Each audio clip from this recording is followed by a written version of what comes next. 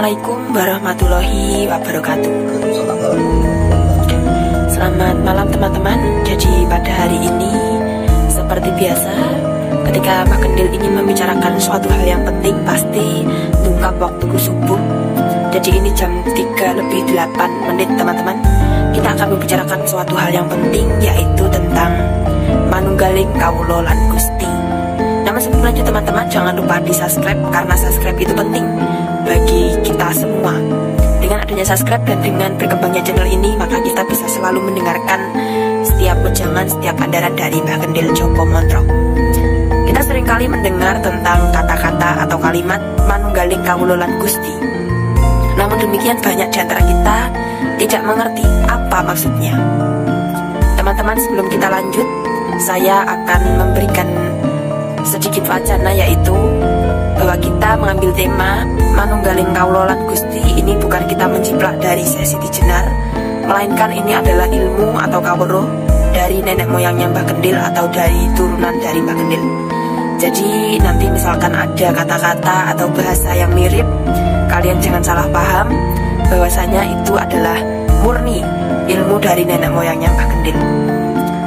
Dan teman-teman, pada malam hari ini kita melihat bahwa Mbah Kendil memiliki busana yang berbeda, yaitu menggunakan kain hijau. Ini kalau di Jawa dinamakan jendeng teman-teman. Ini adalah warisan dari nenek moyangnya.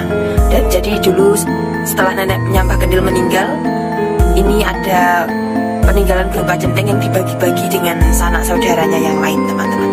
Jadi berpakaian seperti ini bukan kok Mbah Kendil berpakaian seperti layaknya kiai, tidak, melainkan ini adalah peninggalan dari nenek moyangnya, sehingga Mbah Kendil sangat menghargai, sangat menyayangi jendeng ini teman-teman.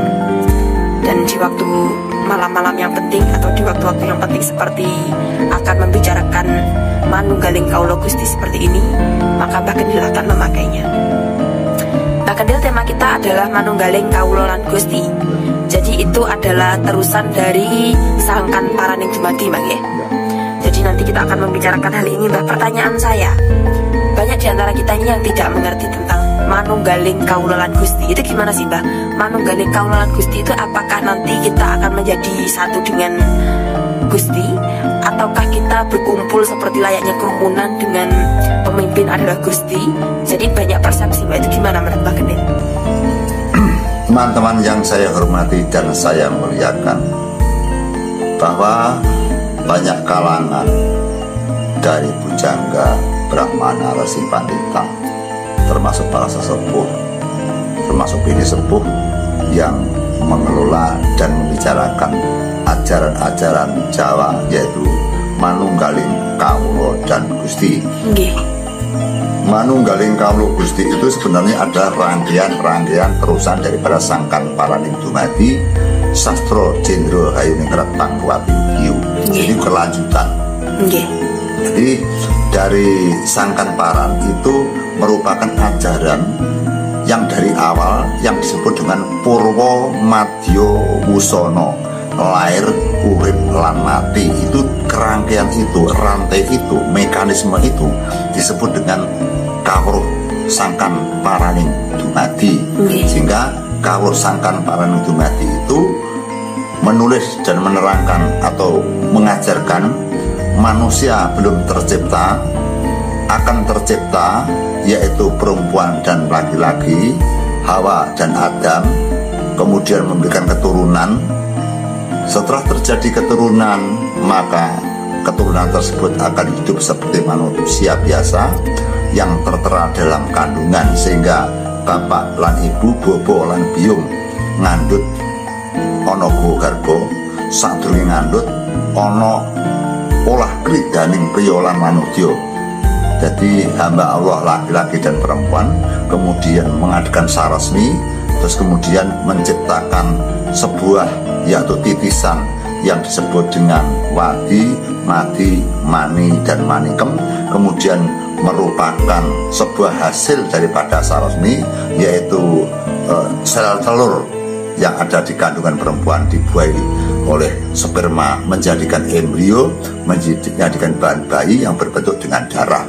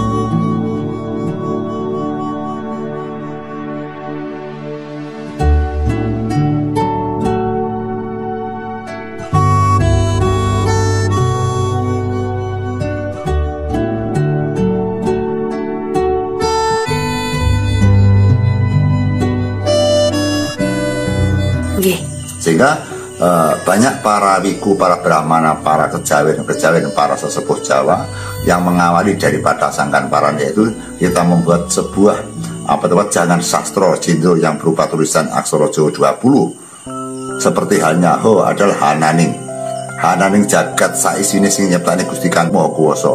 Jagat ini diciptakan oleh Allah bersama dengan makhluk-makhluknya. Allah menciptakan manusia atau Tuhan atau Gusti Kang Maha Suci nyiptakne menungso. Wis menungso lanang lan wadon nganti babar dadi saindenging Nusantara, saindenging jagat raya.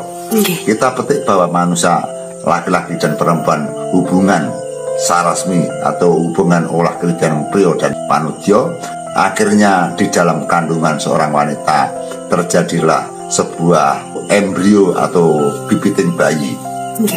Namun berupa darah. Kemudian tulisan itu kita pakai dengan aksara ho, hananing manungsa mergo diciptakne Kang Kawasa.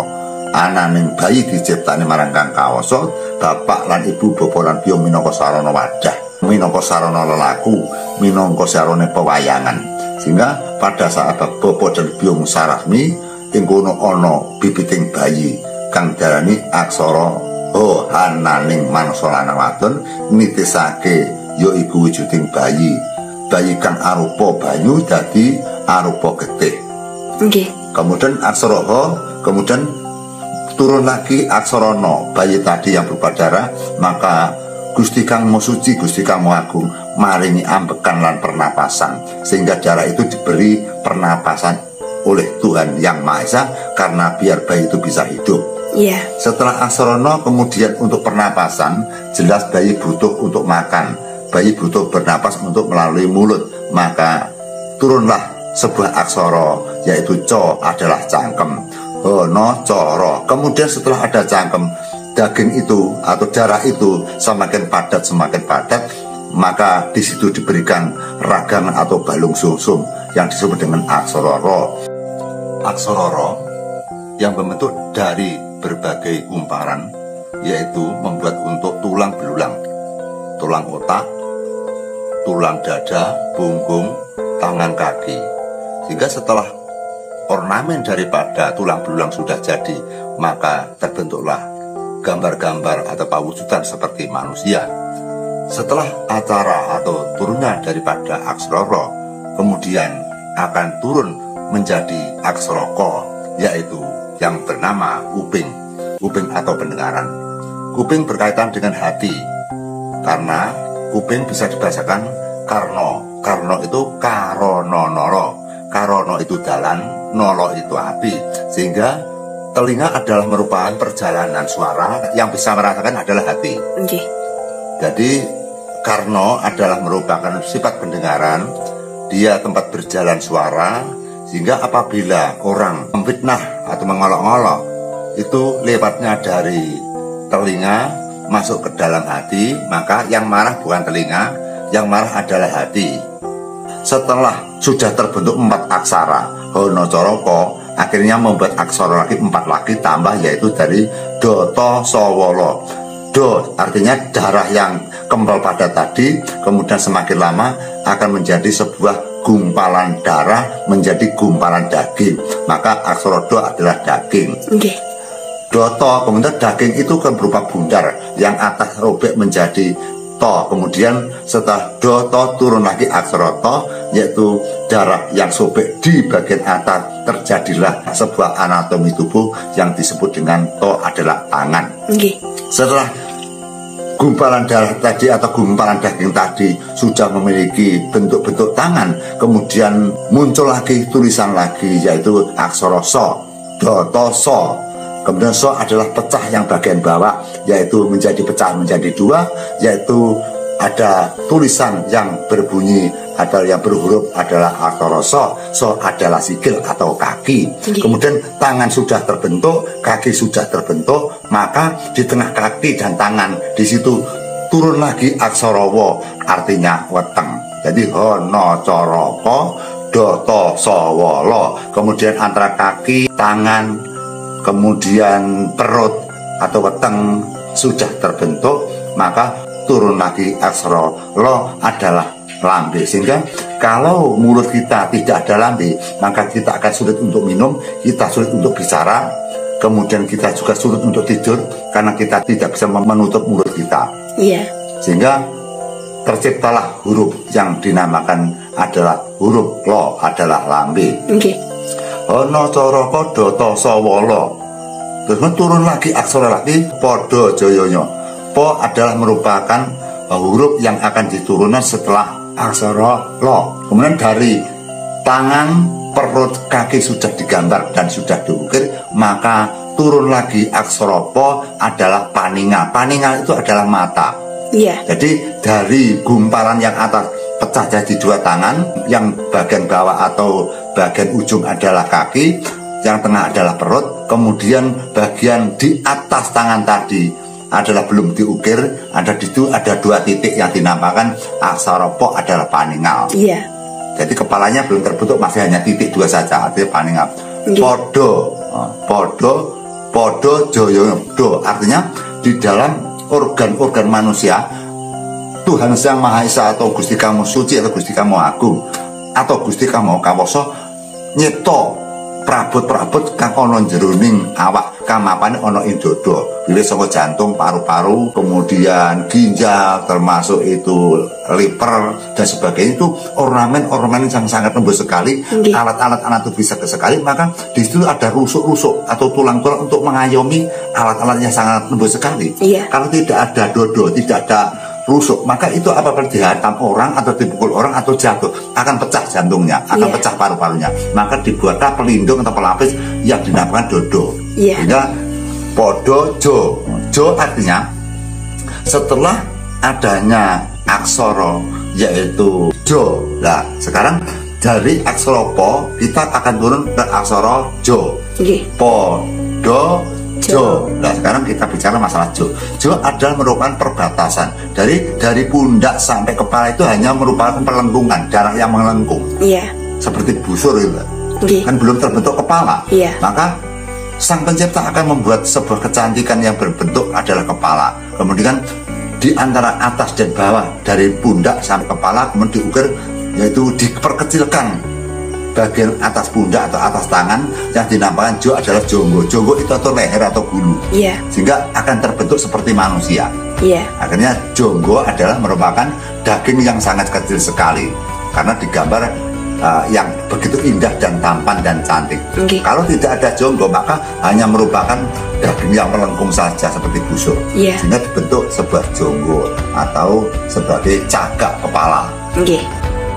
Kalau daripada jonggo turunnya adalah ke jantung, sehingga di dalam nadi atau di cengel itu sifat-sifat sensitif untuk peredaran darah yang dilewatkan dari jantung yang menyemburkan darah, sehingga apabila cengel di sini kena benda tumpul atau kena hantaman, manusia cepat mati karena adalah dari pembawaan dari aksara jo turun ke jantung. Nah, podo jo yo akhirnya yo artinya wayah.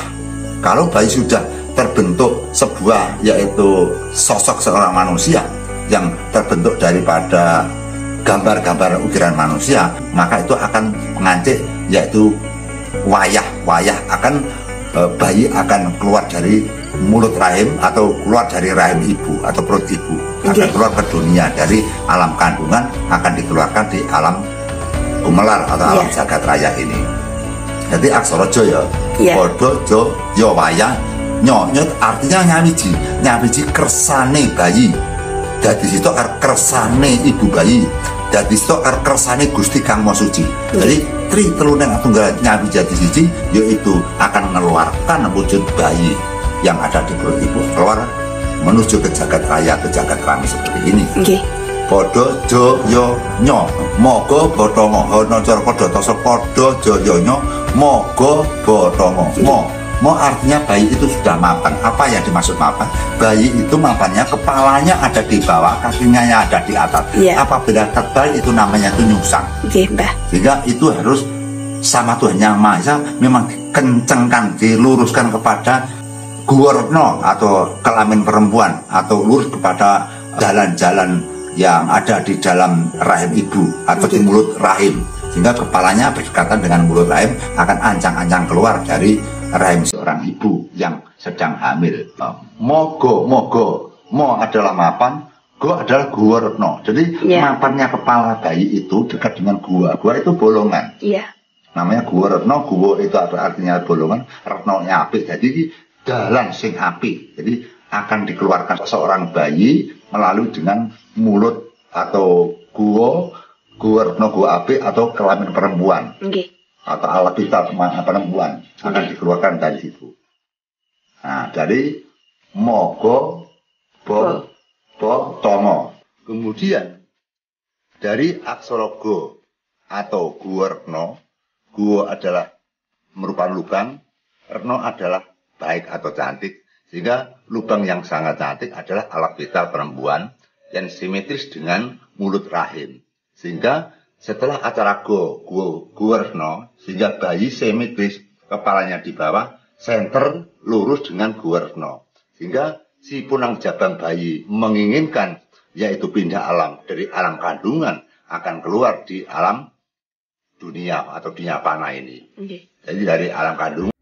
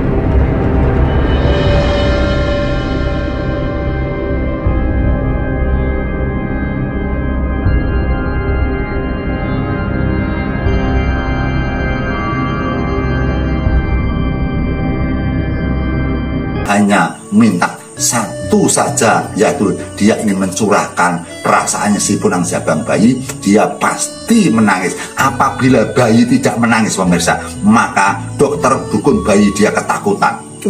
Ketakutan apa? Ketakutan mati. Karena kalau sudah bayi sudah nangis cengkel, itu pelambang bahwa bayi ini normal dan bayi itu hidup. Maka di dalam tulisan itu terteralah sebuah atau bentuk huruf, yaitu aksara mo adalah bayi minta ngombe. Ternyata setelah bayi menangis dikasih air susu ibu, bayi tersebut akan diam, tidak menangis. Nah, kemudian setelah bayi yang ada di dalam kandungan seorang ibu lahir jebret brol punang di marang kakang kawas disusul adi ari-ari, ternyata bayi itu kedinginan. Setelah dikasih susu seorang ibu dan dibungkus dengan kain-kain, maka bayi itu akan tersenyum dan senang hatinya. Bayi yang masih kecil digendong oleh seorang ibu, maka bayi itu akan tidak terasa.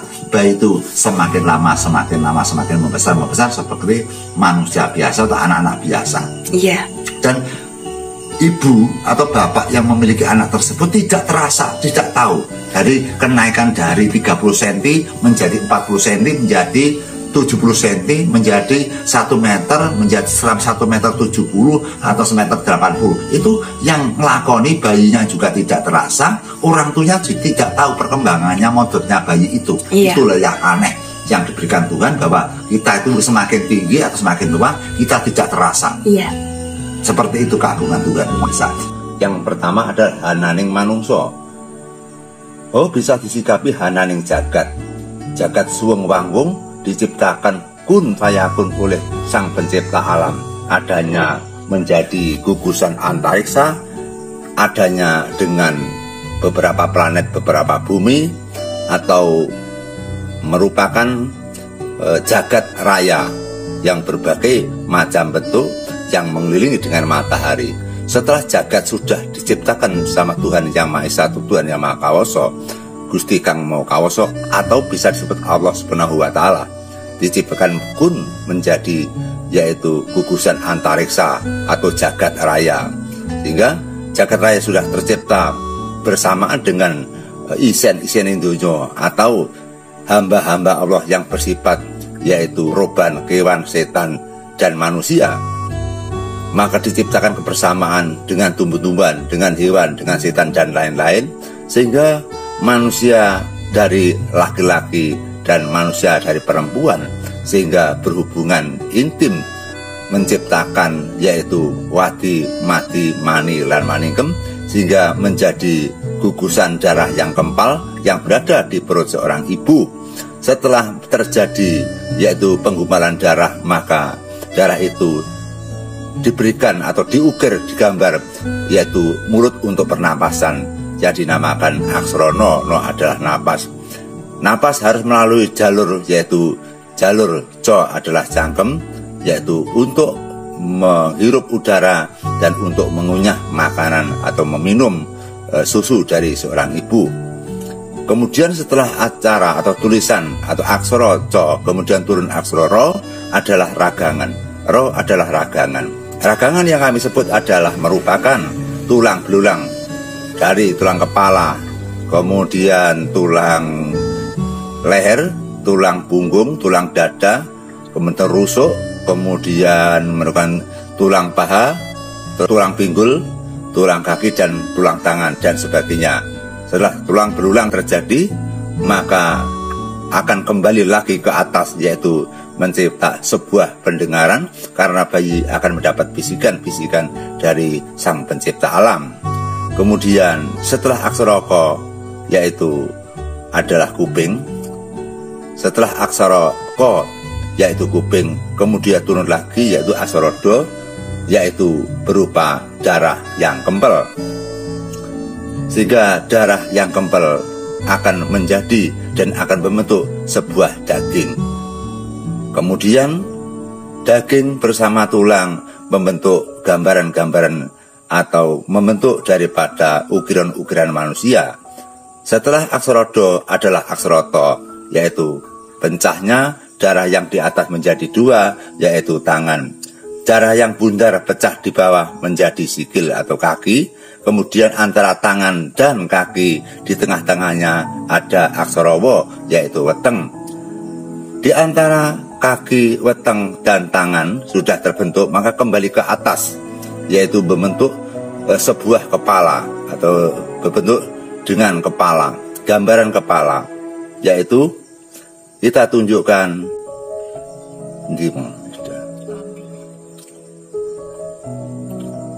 setelah terbentuk dari kaki, lilingnya nggak ketok loh Bu, mau. Setelah terbentuk dari kaki, tangan, perut atau weteng, kemudian kembali ke atas untuk membentuk yaitu kepala yang bundar, sehingga di situ ada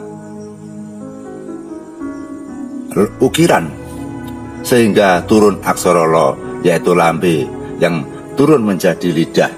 Lambe dan lidah merupakan satu kesatuan untuk meminum, merasakan dan sebagainya. Setelah aksara lo kembali kepada aksara po adalah merupakan titik dua yang berwujud adalah paningan atau mata.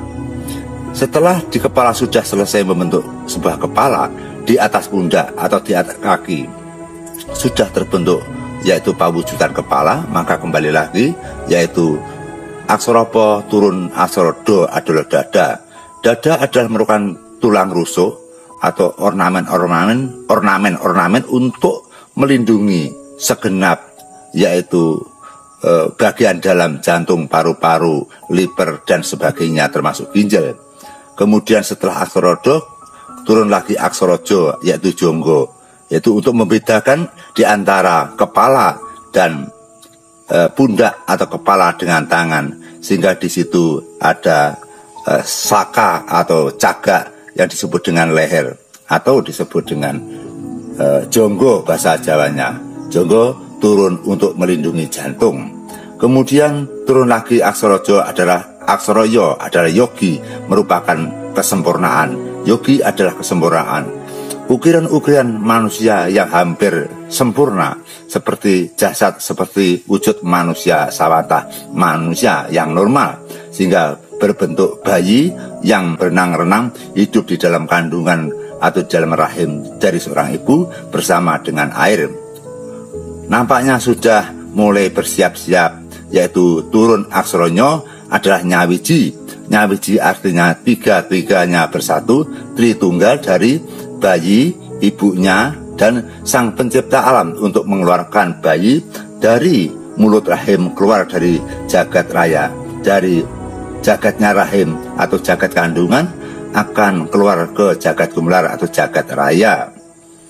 Setelah punang jabang bayi lahir dari go garbo ibu, yang turun dengan aksara mo adalah mapan, dan go adalah guwerno, bo adalah bayi. Setelah aksara bo adalah bayi yang keluar dari go garbo ibu, kemudian bayi pasti memberikan tengoro hidup dan mati.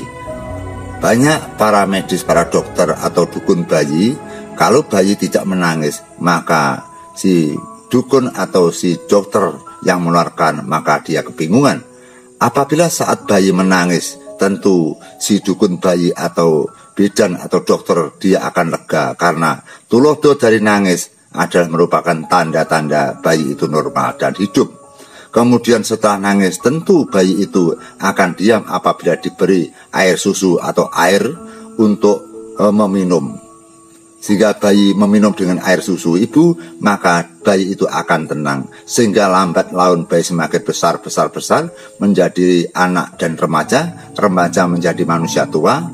Apabila sudah tua, maka manusia hidup di dunia sudah paripurna, maka manusia itu akan kembali ke pencipta atau sang Maha Agung, yaitu Gusti Kang Maha Suci atau Allah Subhanahu wa Ta'ala. Di dalam wacana atau keterangan sastra Jendra Aksara Jawa nampaknya juga bisa untuk mendapatkan pencerahan atau untayan-untayan yang isinya untuk menggambarkan bahwa kehidupan bayi yang ada di dalam kandungan.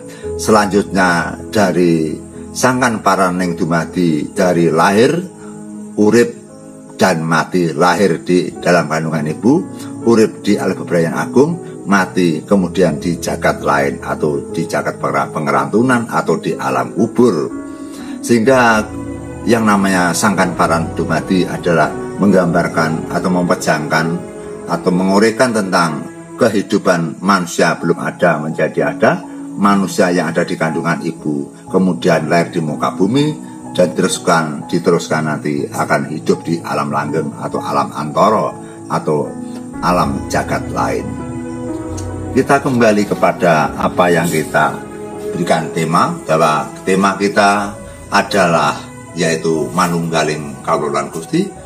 Dari awal sangkan paraning dumadi menuju manunggalnya kawula dan Gusti.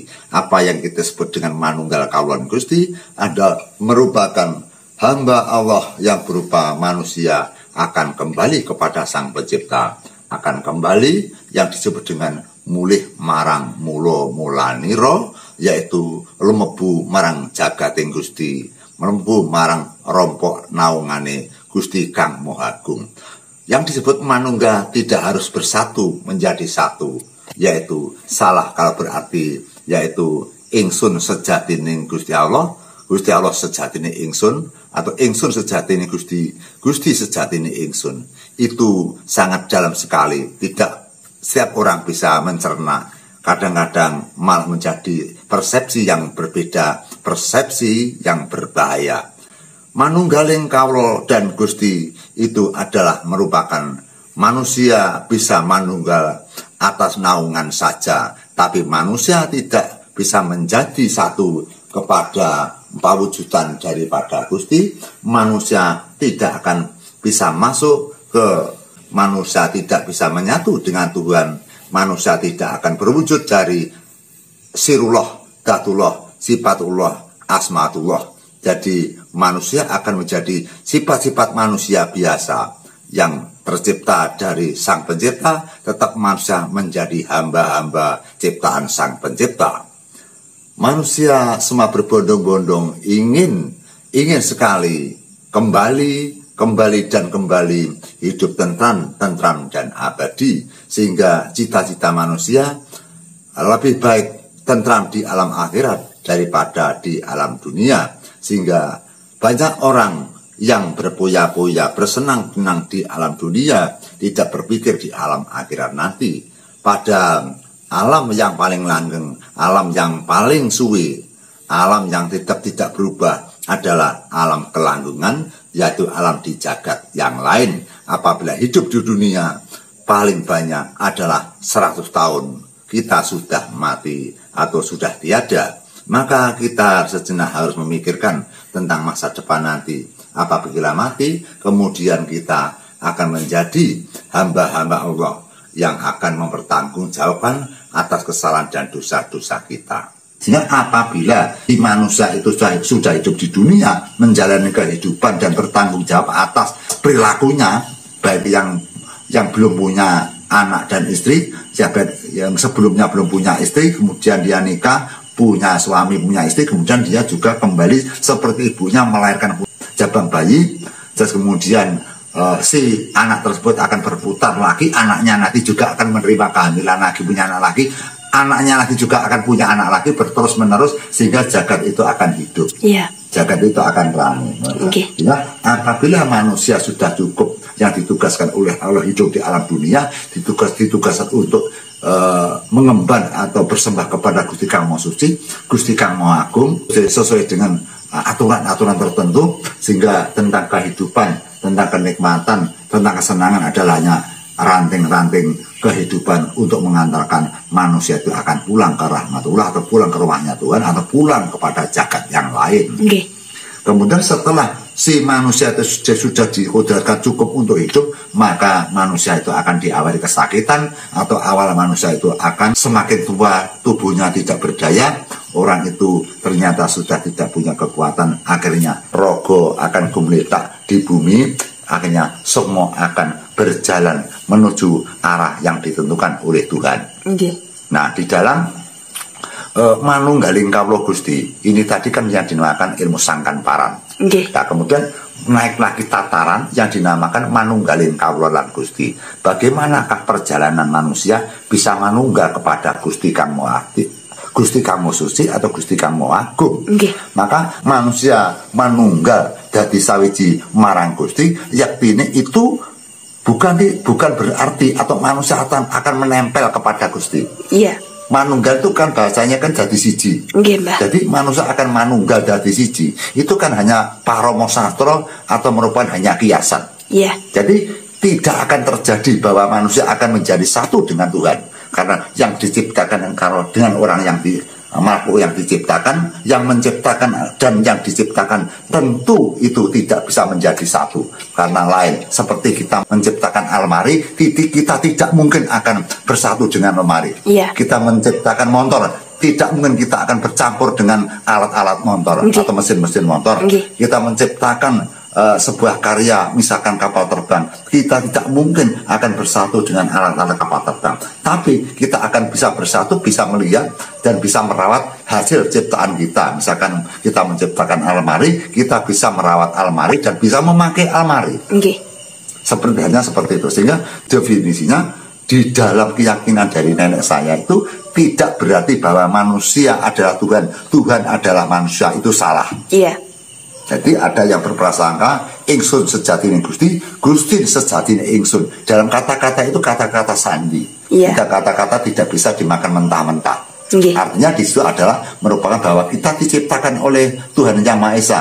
Kita diciptakan Allah, maka kita akan kembali kepada yang menciptakan. Artinya kembali itu tidak menyatu menjadi satu kesatuan. Cuma kita bisa beradaptasi kepada yang menciptakan. Seperti kita menciptakan lemari diletakkan di dalam rumah, kita akan bisa melihat. Dan lemari bisa melihat, lemari bisa bersandingan kepada yang menciptakan. Jadi tidak mungkin kita akan masuk di dalam lemari selamanya. Kita hanya bisa memanfaatkan, menggunakan lemari tersebut. Itu yang perlu kita pahami. Di dalam perjalanan itu, dari manusia yang selesai dharmanya untuk hidup, manusia akan dicabut nyawanya, maka manusia akan terpisah dari jasad dan rohnya. Manusia yang akan memisahkan dari jasad dan rohnya, jasadnya akan ditinggal di dalam bumi, jasadnya akan kembali ke empat unsur dari banyu, geni, bumi dan angin, akan terurai masuk ke golongan masing-masing. Yang banyu ke banyu, yang api-api, yang angin, yang tanah masuk ke tanah dari empat unsur tadi. Kemudian tinggal kita membaca kepada alam rohnya atau alam rohaninya yang akan kita menuju kepada rahmatullah atau kita menuju kepada rongga-rongga kuasa Allah atau alamnya Allah atau alamnya Tuhan Yang Maha Esa. Yang dibicarakan adalah bagaimana caranya sukma yang mati akan berjalan kepada rongga-rongga atau kepada ruang-ruang Tuhan Yang Maha Esa, begitu ya. Sehingga di dalam ajaran nenek saya bahwa orang yang sekali, tapi pada saatnya pencabutan nyawa itu rasa yang terakhir dirasakan. Setelah nyawanya lepas, maka akan melakoni atau akan menjalankan kesakitan. Terus bagaimana? Ada berita atau informasi atau kabar bahwa ada sosok manusia yang dicabut nyawanya itu tidak sakit, itu kuasa Tuhan. Jadi kita tidak boleh mengorek, kita tidak boleh menjelaskan, kita tidak boleh untuk memaparkan, karena pada saat ada hamba Allah atau hamba Tuhan yang dicabut nyawanya sama sekali tidak terasa, itu memang ada. Seperti hanya tidur saja. Itu adalah kelebihan manusia yang diberikan kepada manusia. Jadi teman-teman yang saya muliakan, teman-teman yang saya hormati, pada saat pemaparan pada malam hari ini, kami tidak mengajarkan, kami tidak menggiring Anda untuk mengerti atau pandai ke bidang ini. Cuma ini kita pada malam hari kita membongkar dengan pengalaman-pengalaman yang saya dengar dari nenek saya atau dari kakek saya. Sehingga dari hasil dari para leluhur ternyata sudah mengemas mempelajari tentang kepangeranan atau tentang kesangkan paranan menuju untuk manunggaling kawula Gusti. Sehingga ini merupakan kabudayaan, ini sehingga untuk merupakan hiburan belaka. Sehingga apabila ini kontras tidak sama dengan panemune jenengan, tidak sama dengan ajaran-ajaran jenengan, tidak sama dengan ide-ide jenengan, program jenengan, ini dianggap saja hanya sebuah bentuk-bentuk kebudayaan dari nenek moyang. Hanya sebagai tambahan-tambahan saja. Karena kita memiliki nenek luhur, kita beruntung sekali. Ternyata dari nenek moyang kita juga peduli kepada kawur-kawur Jawa, kawur-kawur kepangeranan. Ya, itu bahkan sebelum agama datang sebenarnya sudah memiliki kepercayaan itu, Bang. Sebelum agama masuk ke Indonesia, sudah ada yang berbentuk panembah atau kapitayan kepada Tuhan Yang Maha Esa, atau Tuhan Yang Maha Agung, atau Tuhan Yang Maha Kawoso, atau Tuhan Yang Maha Perkasa, atau Tuhan Yang Maha Kekuasa. Itu sudah percaya, sehingga di dalam era itu, di dalam sampai sekarang pun, bahwa Indonesia atau bumi pertiwi ini itu tergantung pada zamannya. Seperti dulu agama Hindu Buddha belum masuk, maka seluruh kehidupan yang ada di Nusantara itu mempelajari tentang kepangeranan atau penyembahan kepada Gusti Kang Maha Welas, Gusti Kang Maha Esa. Setelah terjadinya agama masuk, maka agama Hindu Buddha atau agama Hindu masuk ke Indonesia adalah dibawa oleh seseorang yang bisa menerobos ke kerajaan. Sehingga pada saat era dulu, sebelum agama masuk, maka kapitayan itu hanya merambah ke daerah-daerah pedalaman atau masyarakat kecil. Ya, kesalahannya itu. Jadi kesalahannya dari nenek moyang dulu itu ketakutan untuk memamerkan, untuk memaparkan kepada raja, kepada sosok penasihat atau sosok pendeta-pendeta yang sakti, pendeta yang pintar di bawah naungan kerajaan. Itu kenapa, Mbah, itu, Mbah? Ya karena ketakutan. Dulunya antara Kawula dan Gusti, antara Satrio dan Bendoro kan ada keterbatasan ketakutan. Oh iya. Jadi tidak seperti sekarang presiden bicara sama rakyat biasa. Dulu nggak bisa, nggak berani. Jadi masyarakat kecil kalau dasih ngadepi ratu itu ketakutan sekali. Bahwa berjumpa saja harus merundukkan di bawah kakinya kalau dulu itu. Makanya ilmunya nggak bisa masuk ke wilayah kerajaan, tapi justru agama-agama yang masuk ke Indonesia dengan beraninya untuk memaparkan, memberikan agama-agama yang masuk dari luar ke Indonesia, dulu memaparkan kepada lembaga-lembaga atau ke dalam suatu kerajaan. Sehingga para raja-raja juga justru malah mempelajari agama-agama yang masuk dari luar negeri, seperti India dan sebagainya. Akhirnya tidak menutup kemungkinan bahwa raja-raja dan peserta punggawonya termasuk penasihatnya juga akan mempelajari, memperoleh ajaran-ajaran yang datang seperti Hindu dan sebagainya. Setelah Hindu masuk, kemudian ada masuk lagi agama Buddha. Hindu berkembang, akhirnya para raja-raja termasuk masyarakat ikut agama Hindu. Setelah itu Buddha datang juga demikian. Akhirnya raja-raja bersama punggawa bersama rakyat juga menganut agama Buddha. Setelah itu muncul lagi agama Kristen menyusul Islam. Juga masyarakat termasuk kerajaan juga ikut andil untuk mempelajari dengan ilmu Islam dan Kristen. Sehingga dalam orang Jawa itu seperti itu. Jadi manut zamane, manut masane. Masa itu baru ikut baru, ada baru lagi ikut baru. Sampai sekarang pun kan juga demikian. Dulunya adanya radio, ikut radio gitu. Orang beli radio. Radio sudah jenuh, pada masanya TV, orang beli TV semua.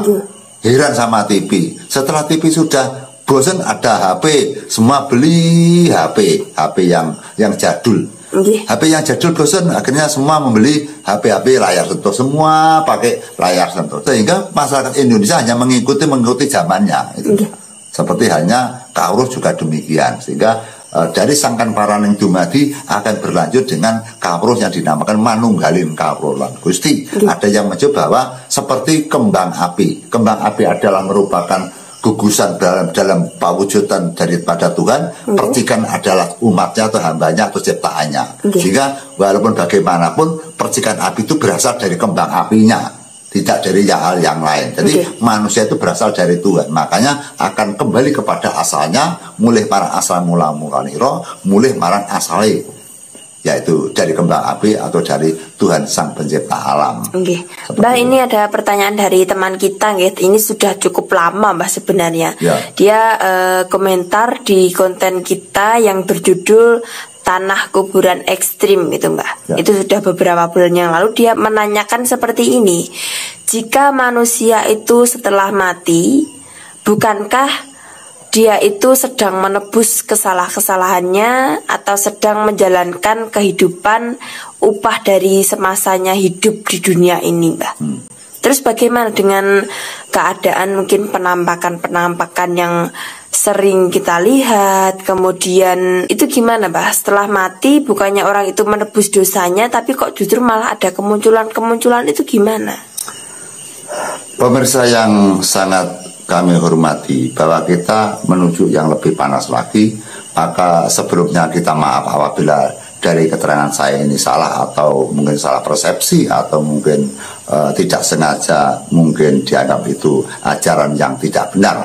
Tapi kami hanya menindaklanjuti dari ajaran-ajaran para leluhur yang tidak akan menyinggung kepada aliran lain, yang tidak akan merusak dengan ajaran yang lain. Kita lurus untuk mengelola dengan ilmu dan kawruh Jawa. Kita lepas dari agama, kita lepas dari aliran yang lain, kita fokus kepada aliran atau kawruh yang diciptakan oleh para nenek leluhur. Memang pada dasarnya dari pengalaman atau dari hasil karya dari nenek moyang kita itu kadang bertabrakan dengan ajaran-ajaran yang lain. Kalau dari ajaran-ajaran dari nenek moyang bahwa namanya hantu, demit, jip, setan, priprayangan, wewe gombel, gendruwo, kemudian tuyul, itu diciptakan Allah seperti itu langsung.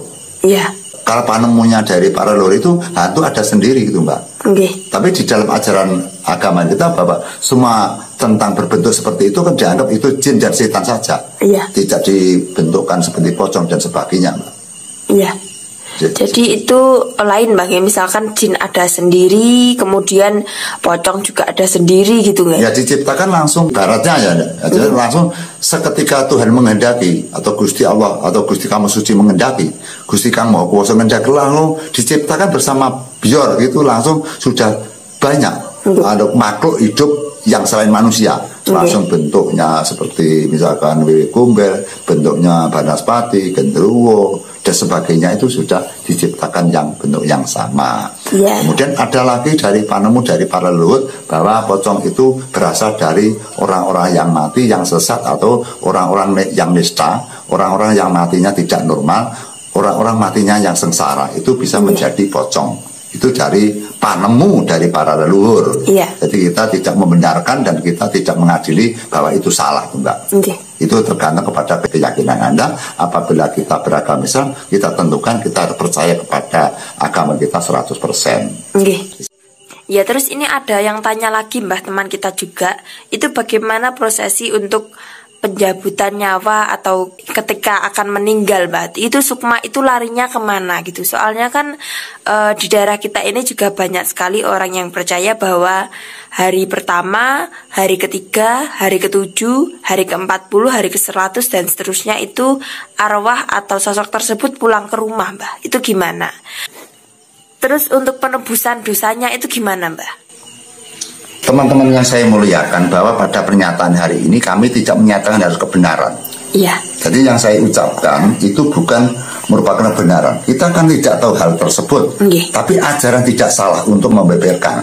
Karena ajaran-ajaran itu tujuan untuk menghaluskan budi pekerti, untuk menggalang rasa dan pangrasa agar kita itu tidak menjadi manusia yang uraan, manusia yang murka. Adanya ilmu ini maka manusia akan berbuat luhur, lurus atau berbuat benar. Jadi ilmu sangkan barang itu keuntungannya adalah akan mencetak manusia-manusia yang benar rendah diri, tawaduk kepada Tuhan Yang Maha Esa, Tuhan Yang Maha Suci, Tuhan Yang Maha Agung. Jadi tidak dipersalahkan hasil karya ciptaan para leluhur, karena nanti hasilnya nanti akan mencetak manusia-manusia yang sempurna, manusia-manusia yang baik, atau manusia-manusia yang jujur dan benar.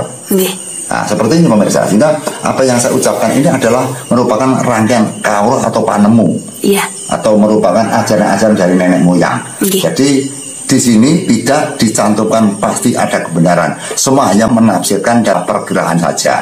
Makanya saya sebagai studi banding atau sebagai wadah untuk menetralisir atas bagaimana kelanjutan orang hidup itu. Setidaknya kita punya bayangan. Benar dan salah ada di tangan Tuhan. Karena kita ini belum mati. Dan tidak ada orang mati yang lapor kepada manusia. Saya hidup di alam kubur begini. Saya setelah mati sekitar 100 tahun hidupnya begini. Saya hidup di alam kubur atau alam pengkerantunan itu sudah ada 700 tahun hidup saya begini. Tidak ada itu yang lapor. Semua lapor kepada manusia sawantah, tidak ada. Makanya manusia hanya bisa ngengkrengi atau bisa menggambarkan atau bisa mempelajari Mbak. Agar nanti apabila kita pulang sudah punya gambaran, punya persiapan. Nah, bagaimanakah manusia dicabut nyawanya? Yang pertama adalah merasa kesakitan. Juga ada orang yang diberi fasilitas oleh Allah, diberi fasilitas oleh Tuhan, tidak terasa seperti orang yang mau tidur saja. Tapi biasanya itu orang-orang yang mulia, orang-orang yang baik hati, orang-orang yang jujur dan orang-orang yang suci.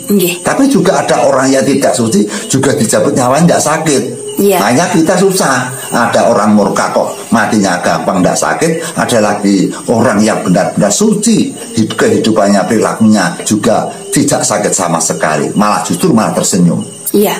Nah, tentang perjalanannya dari ajaran Kawruh Jawa bahwa orang dicabut nyawanya itu seperti orang yang bermimpi. Iya. Makanya orang bermimpi itu belajar mati. Iya. Penggambaran mati. Jadi kita hidup di dunia itu sudah diberi pelajaran oleh Tuhan, diberi contoh. Pada saat hidup kita ingat semuanya, pada saat mati kita tidak ingat semuanya. Walaupun kita tidur dikasih uang, dikasih istri cantik atau dikasih makanan, kan tidak tahu, tidak bisa. Iya. Anggap saja itu mati sajroning urip, itu belajar mati gitu loh. Iya. Kan di dalam ajaran nenek moyang begini, di dalam raga itu ada jiwa dan raga. Iya. Ya, raga ornamen tubuh kita atau organ-organ tubuh kita, kemudian rohaninya ada menyangkut dengan roh, roh dan nyawa. Nah, roh dan nyawa, roh ada kumparan sendiri, nyawa juga ada sendiri. Jadi kita tidak akan merangkan roh dan nyawa. Tapi hanya sekilas saja karena waktunya jaga ini sudah sholat loh, Pak. Iya. Sudah waktunya sholat gitu loh. Nah, ini dari roh ada sendiri, nyawa ada sendiri. Antara sukma dan nyawa itu seperti suruh melumah lan krope yang dinulis di rupanya yang gini gitu nggak rasanya. Jadi pohon suruh ini dibolak-balik digigit rasanya sama. Iya. Podo karo uyah karo asine, podo karo gulo karo legine. Antaranya nyawa dan roh. Nah, seperti itu, itu saling berkaitan, tapi itu berbeda, tidak sama. Menempati yang ruang yang berbeda, tapi merupakan itu satu wadah saja. Satu wadah yang nanti akan berpisah gitu loh. Nah, kita bicara masalah tentang nyawa. Kalau dari para leluhur, kalau kita bisa bernapas melewati dengan pernapasan paru-paru, rongga mulut dan hidung. Jadi kita menghirup udara O2, kita keluarkan CO2 lewat pompa jantung dan paru-paru. Itu kan berbentuk angin, Mbak. Iya. Jadi kita bernapasnya kan bentuknya angin. Nah, apabila si nyawa ada di dalam tubuh kita, itu dinamakan nyawa. Jadi dari perjalanan pernapasan angin atau O2 atau CO2 itu dinamakan nyawa. Nah, nyawa itu apabila lepas dari kurungan kencono, lepas dari tubuh kita, itu sudah tidak berbunyi nyawa, tapi nyawa akan tertulis atau ganti nama dengan sukma. Iya. Jadi artinya nyawa itu adalah perpindahan dari nyawa menjadi sukma, gitu loh.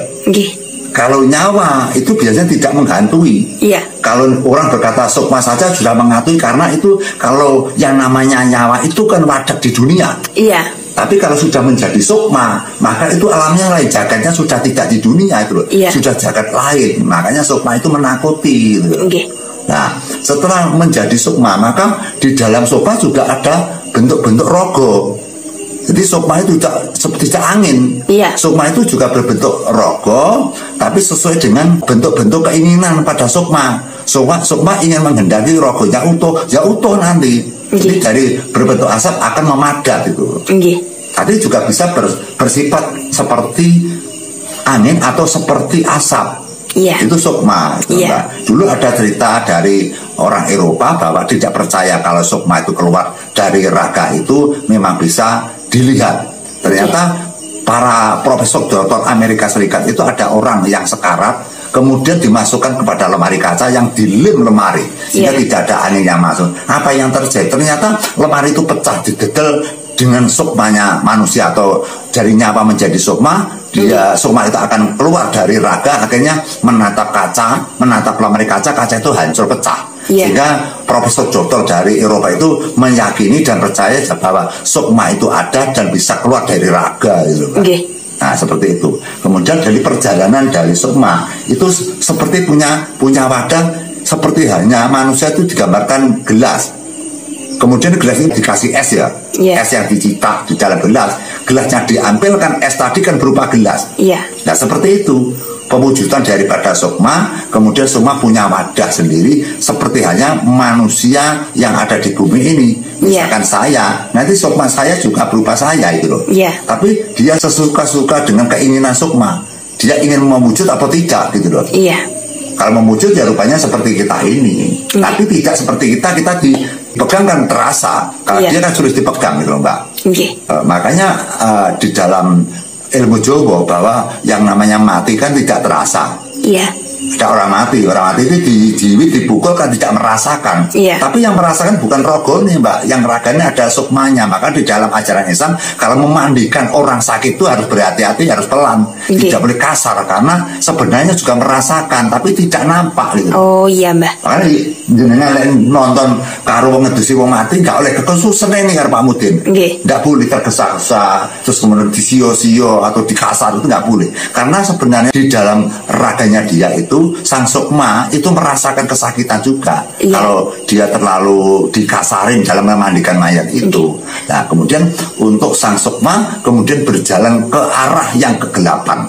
Sehingga pertama kali sukma keluar dari raga, seketika padam, seketika ucul merocot dari bon-bonan, merocot dari tubuh manusia itu langsung merasakan kegelap-gelap sekali.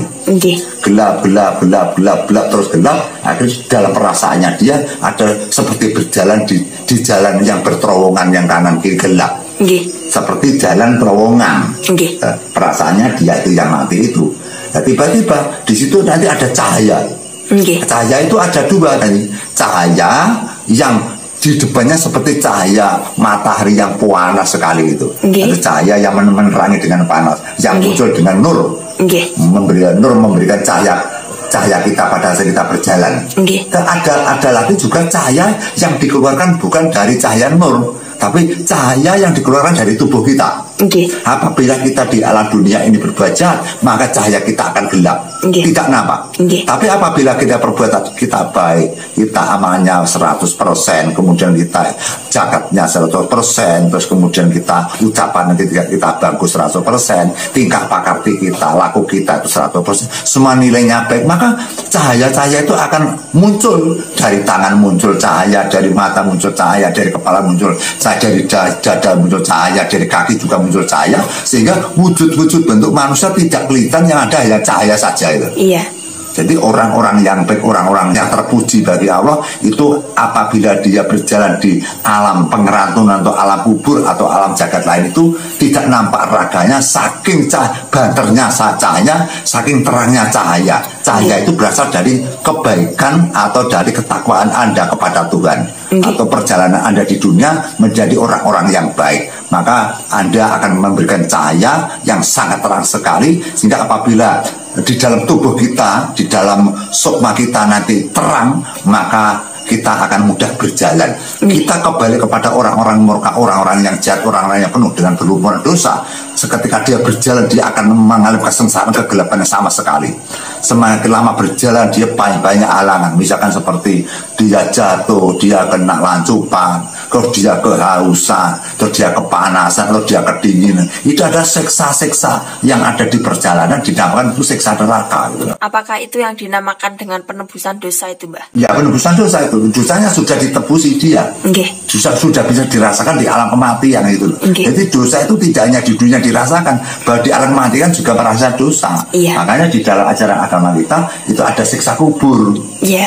Itu siksaan-siksaan. Misalkan berjalan, tiba-tiba di situ ada jurang, ternyata jurang ada ular-ular besar, misalkan ada api, ada air keras, dan dia kecemplung beberapa saat, jadi dia menjerit-jerit kesakitan. Kalau dia mentat, tiba-tiba ada angin besar atau ada pohon yang merobohi dia menjerit dan kesakitan. Berjalan lagi, kemudian tahu-tahu ditabrak oleh sebuah kendaraan atau batu, dia nangis kesakitan,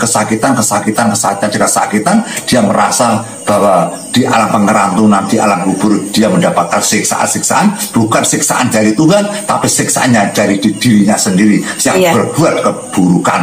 Jadi Tuhan itu tidak menyiksa pada orang, tidak menyiksa pada hambanya, yang menyiksa dirinya sendiri, lakuni dewi. Makanya mumpung kita masih hidup, jangan sampai terlambat. Mari kita berbondong-bondong, beramai-ramai mencari kebaikan dan kebenaran dan kejujuran, termasuk ketakwaan dan beriman. Jadi untuk sangun nanti jangan sampai seperti yang saya ceritakan, bahwa orang yang murka cara berjalan dia selalu mendapat halangan-halangan dan musibah. Tapi kembali kepada orang-orang yang baik, orang-orang suci, orang yang beribadah, orang-orang tawakal, orang-orang yang punya keyakinan tinggi kepada Tuhan.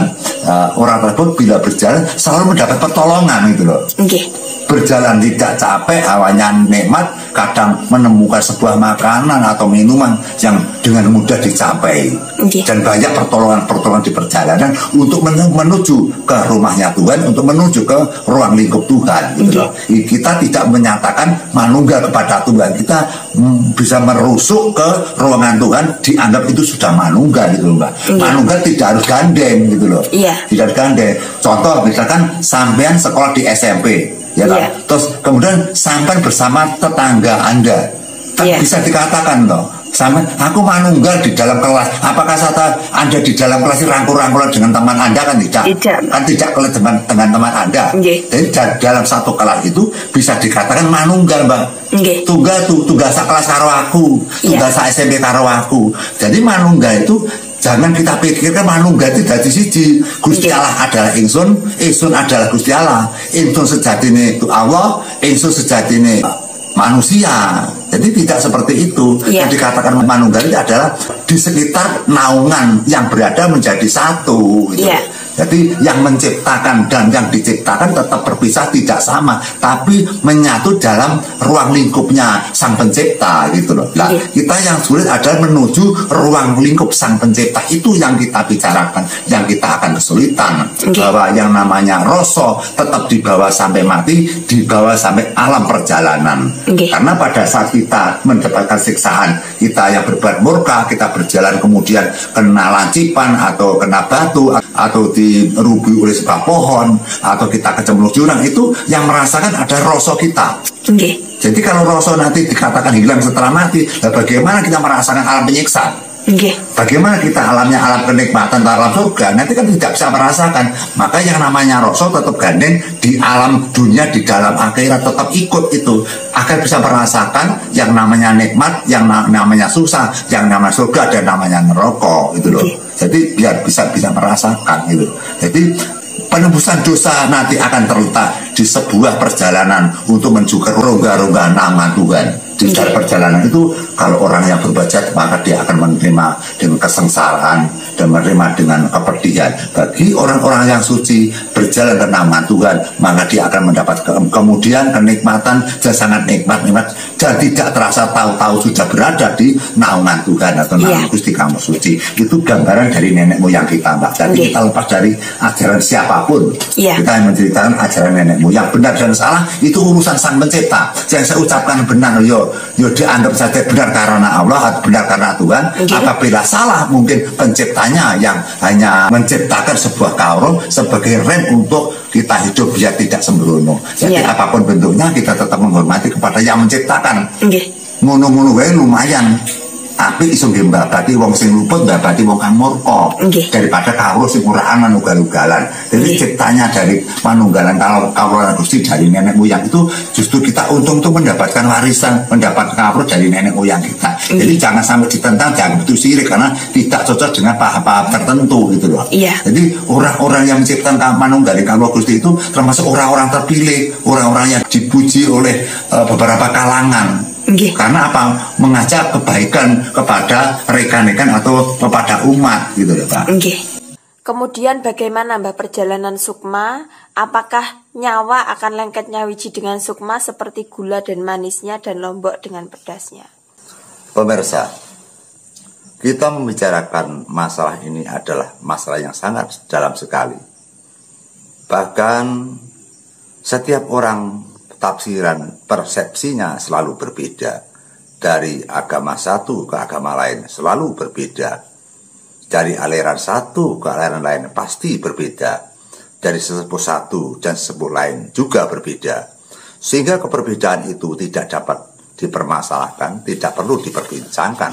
Yang penting kita sama-sama mengetahui bahwa di akhir nanti kita akan berpulang, pulang menghadap kepada Sang Pencipta alam. Karena beliau adalah yang menciptakan kita, kita harus kembali kepada yang menciptakan. Setiap orang, setiap sesepuh pasti selalu penasaran dengan kejadian-kejadian yang belum pernah dilakoni atau belum pernah dijalani. Maka kami hanya berdasarkan dari sumber-sumber dari nenek saya atau kakek saya yang menerangkan kepada murid-muridnya. Sehingga dari pembicaraan dari nenek kita atau nenek saya menyatakan bahwa roh dan sukma itu seperti halnya lombok dan pedesnya, uyah dan asinnya, kemudian seperti halnya dua menjadi satu, tapi berbeda. Yang jelas kita gambarkan seperti telur, bahwa putihnya adalah merupakan roh dan kuningnya adalah nyawa. Sehingga antara roh dan nyawa satu kesatuan yang berbeda, yang bisa mengisi manusia mengalami kehidupan dan manusia bisa menjalankan perjalanan untuk pulang. Sehingga seperti telur, antara kuning dan putihnya yang menjadi satu. Kemudian di lapisan telur ada cangkang dan kulitnya, merupakan adalah cahaya-cahaya yang dimiliki oleh sukma dan nyawa. Untuk melindungi kekuatan dari sukma dan nyawa adalah cangkang-cangkang seperti halnya telur yang berupa dengan cahaya aura yang sangat mengkukuhkan dan menguatkan bentukan dari sukma dan nyawa. Kita bisa kembali kepada kriteria ke bawah, bahwa manusia adalah ragangan, manusia adalah hanya anatomi tubuh. Apabila dimasuki oleh sebuah nyawa, maka manusia akan bisa menjalani kehidupan. Nyawa apabila berpulang bersama roh, maka disebut adalah sukma. Sehingga sukma adalah dua kesatuan yang berasal dari roh dan nyawa yang menjadi satu. Masalah dengan manunggaling kawula Gusti, tentu kita akan jelimet membicarakan tentang hal yang tidak pernah kita lakukan atau tidak pernah kita lihat, atau hal yang tidak pernah kita jalani. Kita hanya mendengarkan, membaca dari pengalaman para sesepuh dan bina sepuh. Sebelum kita menguraikan tentang bagaimana perjalanan kita di akhir nanti untuk berjalan ke naungan Tuhan atau ke sasonone Tuhan, yaitu kita bicarakan bahwa di dalam agenda pelajaran dari nenek moyang, sukma dibagi menjadi 7, yaitu sukma ngemboro, sukma kawekas, sukma purba, sukma waseso, sukma sejati, sukma langgeng, dan sukma manunggal. Sukma ngemboro adalah apabila manusia mati dengan perilaku yang tidak baik, maka dinamakan sukma sasar. Apabila manusia mati dengan perjalanan yang baik di alam dunia, maka diarani atau disebut sukma halus. Sukma sasar bisa berkeliaran kemana-mana, berwujudan yang sangat mengerikan. Dia bisa bebas kemana saja, tapi perjalanannya selalu berbuat dosa lagi, dan selalu membuat ketidaktenangan pada kehidupan manusia, karena merupakan sukma yang ngemboro. Namun kalau sukma baik adalah sukma yang selalu berbuat kebaikan, walaupun berpulang ke rumah, maka mereka tidak akan bisa mengganggu dan tidak menampakkan diri. Tapi kalau sukma sasar, apabila kembali ke rumah atau berpulang ke rumah, dia akan bermaujudan atau berwujud sebagai sosok yang menghantui kepada warganya. Tetap berbeda di antara perbuatan baik dan perbuatan buruk. Kemudian kita kembali kepada sukma kawekas, yaitu sukma sembung dunia kang gemelar, sukma yang bisa merusuk masuk ke dunia gemelar yang ikut campur dengan keberadaan dunia fana ini. Sukma purba adalah panebus paukuman apabila kita hidup di alam dunia ini penuh dengan dosa-dosa, maka kita akan diseksa di antara perjalanan menuju ke rahmatnya Tuhan. Kemudian sukma waseso adalah sukma penebus dosa, maka sukma itu akan berbuat baik menuju kebaikan. Dia akan menebus dosa di alam fana atau di alam jagat maya atau di alam jagat lain. Walaupun dia sudah tidak hidup di dunia, dia berupa sukma, maka sukma itu akan berusaha baik kepada siapapun, maka dia dalam arti untuk membuat dosa-dosa dia bisa hilang. Karena pernyataannya bahwa semua umat yang ada di muka bumi ini, baik murka, baik budi luhur, baik umat yang jahat, umat yang baik, semuanya akan kembali sempurna, kembali ke asalnya. Sehingga tidak ada perbedaan bagi sukmo atau manusia yang murka atau manusia yang baik, itu tetap sama di mata Tuhan. Sukmo yang buruk, maka sukmo yang buruk juga akan kembali masuk kepada surga-surga Tuhan. Namun perbedaannya, apabila sukmo yang baik, baiknya hidup di dunia, maka dia berjalan ke naungan Tuhan, ke rongga-rongga Tuhan, maka sukma baik itu tidak ada masalah, tidak ada kesakitan, tidak ada kesengsaraan. Dia berjalan dengan kenikmatan dan pengayuman. Tapi kalau orang yang berbuat jahat menjadi sukmo kasar atau sukma murka, maka sukma itu akan mengalami penghimpitan, kesakitan, kesengsaraan, dan sangat lama sekali untuk menuju ke rongga-rongga kenaungan genggaman Tuhan Yang Maha Esa. Merasuk lagi ke sukmo sejati, yaitu sukmo kang antuk kuncine panggesangan kekal abadi utawi surga. Saya ulang lagi, sukmo sejati adalah sukmo kang antuk kuncine panggesangan ingkang kekal lan abadi. Bisa disebut adalah alam surga. Kemudian setelah sukmo sejati, turun lagi yang dinamakan sukmo langgeng. Sukmo langgeng, sukmo kang antuk alam langgeng, datan ono loro lan datan ono sengsara. Kemudian yang ketujuh adalah kita sebut sukmo manunggal. Sukmo manunggal adalah sukmo kang antuk pandadaran suci, urip sejati, sejatine urip kang mulya. Saya ulangi lagi, sukmo manunggal adalah sukmo kang antuk pandadaran suci, urip sejati, sejatine urip kang mulya. Saya datan owah gingsir nyawiji marang sirullah, datullah, sifatullah, wujudullah lan asmatullah kang abot tanpa bobot, penak tanpa ngrasakake, padang tanpa suca atau tanpa mripat, iup tanpa sirap, kebat kaya barat, kesit kaya tatit, anane mung kepenak lan tentrem, kaya-kaya apa wae wis cumawis, wis cumepak, kemeka tanpa dijangka atau jangkah, datan kesel, datan ngantuk, datan ngrasakake lelara, datan sengsara, apa kang digayuh ngunduh kang disedya baka tumeka. Itu adalah yang disebut dengan sukmo manunggal, manunggaling kersane manungsa dadi sawiji marang kersane Gusti kang gelar jagat.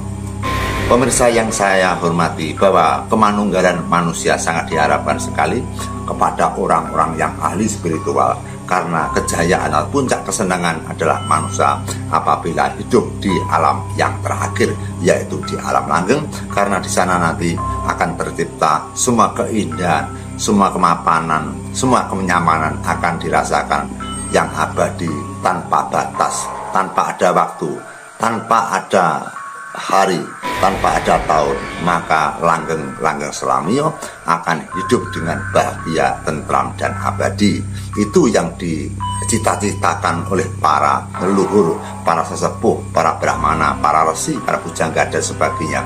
Karena kehidupan di dunia ini hanya semata-mata hanya sandiwara saja, agar manusia tergelincir, tidak akan bisa mencapai di alam fana nanti, tidak akan tercapai di alam kekal nanti. Pemirsa, dengan kawruh manunggaling kawruh Gusti sebagai talak ukur kita, sebagai hamba Tuhan, agar bisa mempunyai kekuatan yang bisa untuk memerangi mara bahaya, yang bisa mengurangi dengan apa yang akan menghancurkan dengan hati kita yang baik.